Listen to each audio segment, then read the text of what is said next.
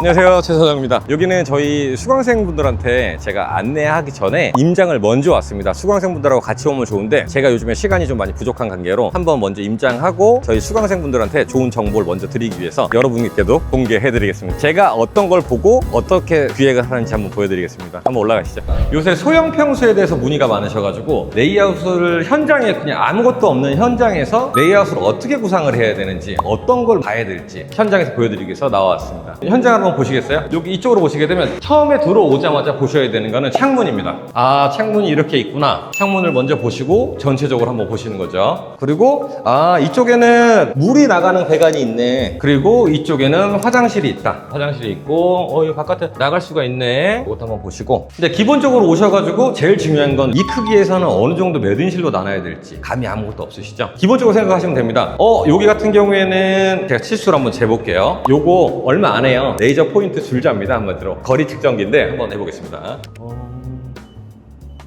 여기가 5.8m 정도 됩니다. 그러니까 5.8m 반으로 나누게 되면 2m 50이 넘게 돼요. 예를 들어 이 정도 반 정도라고 생각할 때는요, 제가 막상 제가 한다고 가정하에 한번 설명 한번 드릴게요. 정말 이 매물을 다른 분이 하실 수도 있는데 이걸 참고하시면 좋을 것 같습니다. 기본적으로 들어왔어요. 이 폭을 쟀습니다. 5.8m예요. 그럼 반 정도 자르게 되면 침대는 무조건 들어갈 수 있는 사이즈입니다. 침대는 이쪽으로 놔야 될 것 같고요. 창문이 이쪽에 있으니 탈출구는 이쪽으로 잡아야 될 것 같아요. 그리고 이쪽 방도 창을 이쪽으로 잡으면 될 것 같습니다. 근데 이런 데드 스페이스가 발생을 해요. 이런 데드 스페이스는 어떤 걸 하면 좋을까요? 그쵸? 여기는 짐을 보관하는 창고나 아니면 다른 수납 공간, 아니면 이쪽에다가 세탁기나 이런 걸 넣을 수도 있을 것 같고요. 데드 스페이스를 줄이는 게 가장 근본적인 수익률을 높이기 위해 가장 적합한 방법인 것 같습니다. 이쪽으로 보시게 되면 침대를 양쪽으로 놔두고 거실을 만들고 이쪽에다가 화장실을, 얘 같은 경우에는 화장실을 이쪽에 만들어야겠죠. 얘는 약간 작은 방이 될 것 같아요. 두 개로 나누게 되면 이쪽은 작은 방, 이쪽은 약간 더 큰 방을 나눌 수 있을 것 같습니다. 그리고 이쪽 같은 경우에는 화장실이 이쪽에 있습니다. 그래서 화장실을 살려서 이 벽을 틀 수 있는지 이거는 검토 한번 해봐야 될 것 같은데, 문이 이쪽으로 나 있지만 문을 이쪽으로도 바꿀 수 있고 이쪽으로 옮길 수도 있을 것 같습니다. 그 부분은 건축사랑 한번 협의를 한번 해봐야 될 것 같고요. 내력벽 같은 경우에는 건드릴 수가 없습니다. 그리고 들어와서 생각을 해보니까, 예를 들어서 제가 방을 두 개를 만들 거예요. 이 객실에다가 호스텔을 한 층만 할 거예요. 그러면 어떤 게 필요할까요? 호스텔에 뭐가 필요하다고 말씀드렸죠? 문화및 정보 교류 시설이 필요합니다. 문화및 정보 교류 시설을 어디다 만들까? 어디다 만들면 좋을까? 생각하셨죠? 저는 이쪽으로 택할 것 같습니다. 최소한의 동선으로 이쪽에서는 이쪽 객실, 한 객실을 들어가게 만들 것 같고요. 이쪽 객실은 이쪽으로 들어갈 수 있는 객실을 만들 것 같아요. 제 생각은 객실을 두 개를 만드는 걸 추천을 드릴 것 같고요. 그 데드 스페이스라고 할 수 있는 이 부분 같은 경우에는 저희가 문화 및 정보 교류시설, 그리고 캐리어를 보관할 수 있는 캐리어 보관함, 그 정도를 만들면 충분히 괜찮을 것 같습니다.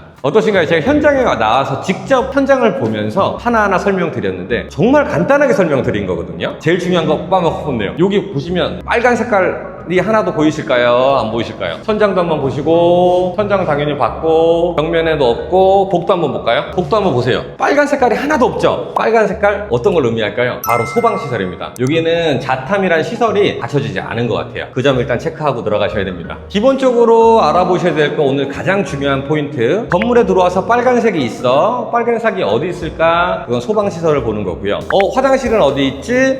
그리고 물 나가는 배관은 이쪽에 있네. 그리고 동선은 어떻게 짤까? 그리고 문화 및 집회교류시설은 어디다 넣을까? 이 정도는 꼭 체크해 보시면 충분히 혼자서 잘 하실 수 있습니다. 창문 위치 보고 방을 먼저 기획하시면 좋을 것 같습니다. 그리고 예를 들어서 저 같으면 한 8인실 정도 만들려고 할 것 같기도 해요. 8인실로 해서 거실이 넓게 빠진 8인실을 만들고 싶기도 합니다. 저는 기획하는 관점, 운영하시는 분 취향에 맞게 도면을 기획을 하셔야 됩니다. 이런 대략적인 아이디어가 있으시면 이걸 토대로 인테리어 업체와 건축사님과 협의를 하시면 굉장히 좋을 것 같습니다. 제가 좋은 정보 드리려고 오늘도 열심히 더운 날에 나와서 안내해 드렸습니다. 좀 많은 도움 됐으면 좋겠습니다. 감사합니다.